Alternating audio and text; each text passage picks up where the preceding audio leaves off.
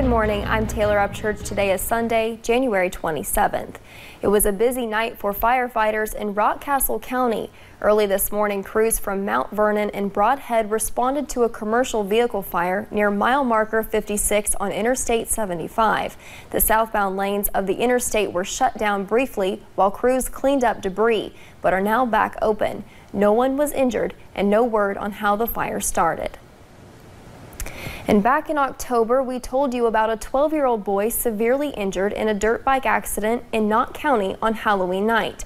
Police say he got his leg pinned between the dirt bike and a car, leaving doctors to wonder if or when he would walk again. The family reached out to me in hopes of letting the community know just how thankful they are for all their help during his time of need. My leg glimpsed the back of the car. On Halloween night, but Chris Jacobs' recovery continues even now into the winter. When I pulled back in the driveway, I was just thinking I was going to die. A dirt bike accident at the junction of Highway 899 and Hollybush Road left him wondering if he would lose his leg. They said then he would be lucky if he even seemed to be able to go back to school this year because of the injury. 4 surgeries and more than 50 doctor's visits later, Chris is cleared to walk the halls of Beaver Creek Elementary once again. But if there is any sign of infection, every progress that he has done to his leg would have to come off and be cleaned and be scraped and start building the muscle and stuff back up to where it's at now. And it's been, what, 5 months, 4 or 5 months?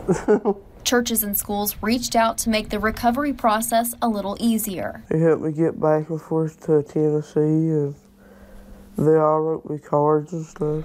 Without them, his grandma says the family would have been lost.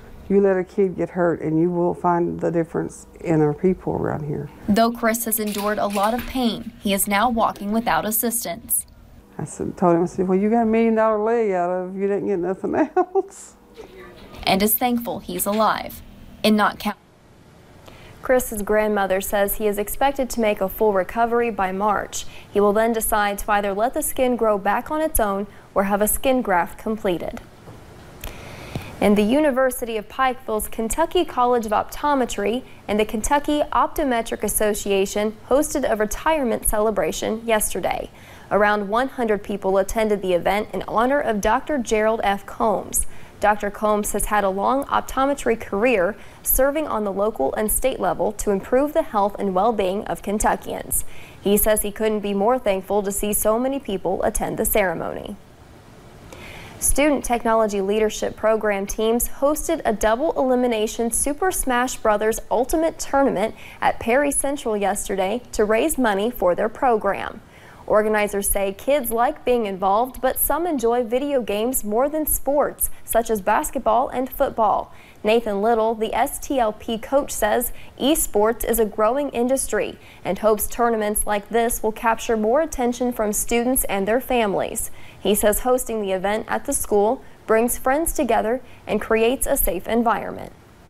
A lot of times with kids now, you put on a headset, you're in a room by yourself and you're playing with people across the world. Sometimes you're playing with your friends, but you lose kind of the aspect of you got a bunch of people together that just enjoy something and want to have a good time. So this is what this is about. 25 people registered to play in the tournament. The winner took home a cash prize and a trophy. Now let's check in with meteorologist Kelly McShane for a look at your forecast this morning. Kelly?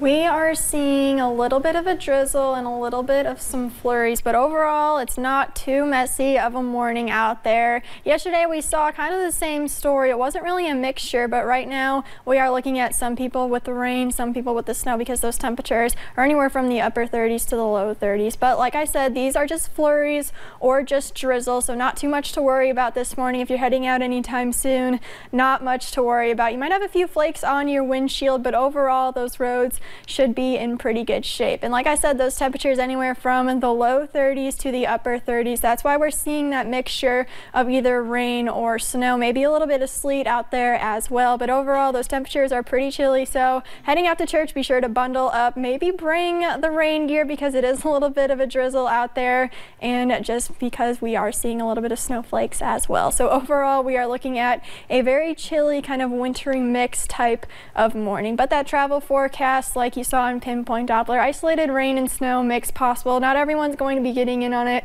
and it's going to be pretty light this morning. So overall, not too many travel impacts are expected. And then for your afternoon drive, we will actually see sunshine, and we will see plenty of it. So we will see that mixture. It's going to be a pretty pleasant afternoon. Those temperatures will get up into the low 40s. So honestly, as we head into the afternoon, it's not going to be too bad of a day whatsoever. And we can use a nice day because we are going to see that rain and snow this morning. But this afternoon, like I said, not going to be a bad day out there. If you have any afternoon plans, nothing to worry about whatsoever. We will have that short dry period starting this afternoon, going into your Monday, but coming to a very quick end for your Monday night, because that's when our next big system starts to make its way into the mountains, bringing us rain first, and then it will transition into snow overnight Monday night into your Tuesday morning, creating a mess out there on the roads. And I'll have that in my full forecast in just a few minutes. Taylor.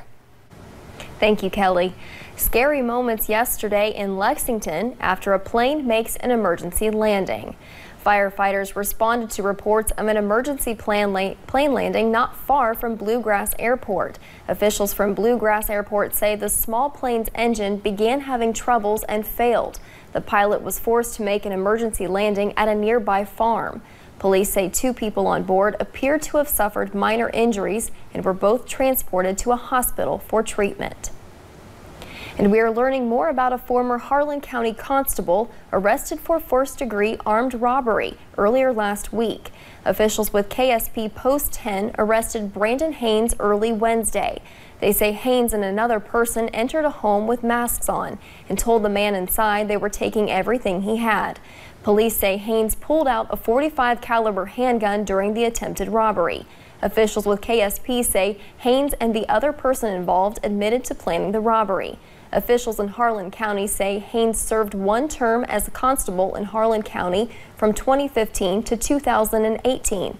And because of several complaints against him, county officials say they had to remove the blue lights from Haynes' car while he was still an elected official. And deputies in Laurel County arrested 2 people in the parking lot of a business yesterday afternoon. Deputies were responding to a complaint of a man and a woman helping each other use drugs in a car. When deputies got there, they found Sarah Lynn Baker and Terry Wayne May Jr. in a car with syringes. Deputies said Baker and May admitted to using Suboxone, and deputies determined they were under the influence. Baker and May were both charged with possession of drug paraphernalia and public intoxication. They were taken to the Laurel County Detention Center. And helping more people now than ever, the West Care Emergency Shelter in Pikeville recently received an important grant. For 8 years, case manager Anna Wakeland has dedicated her life to helping people at the shelter.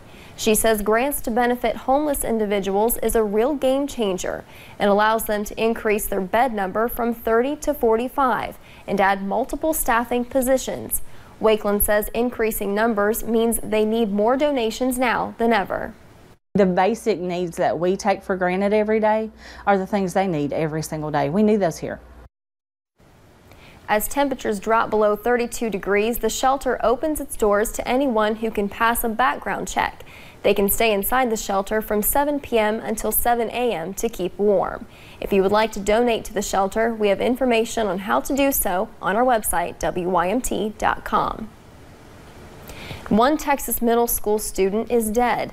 Another was injured along with their school bus driver when their bus was hit by a train on Friday. As Kenneth Craig reports, it happened at a rail crossing without any warning signals. The Union Pacific freight train's impact was so powerful, the school bus was pushed a quarter of a mile down the train tracks. Only 2 students were on board the bus Friday afternoon in Athens, Texas, including a 13-year-old boy who was killed. A 9-year-old girl was pulled from the wreckage and airlifted to a hospital. The 78-year-old bus driver was also hurt but survived. Athens School Superintendent Blake Stiles. Our hearts are broken for the families and everyone involved. Athens police and the Union Pacific Railroad are trying to figure out why the bus was on the tracks in the first place. There's no warning lights there. There were only the crossbuck signs in place. There were no arms. There were no bells. The only warning in place where the impact happened are 2 railroad crossing signs known as a crossbuck. There are no other signals like crossing arms or flashing lights. I've always believed that you should never, ever try to hurt on your own. Within hours of the crash, this group gathered to light candles and hold a vigil. Easy grace, how sweet the sound that saved.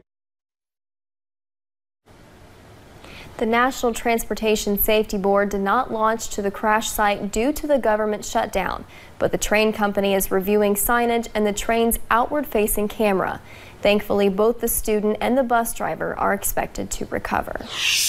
And coming up on Mountain News this morning, if you are an optimist, you are in luck. We will tell you why.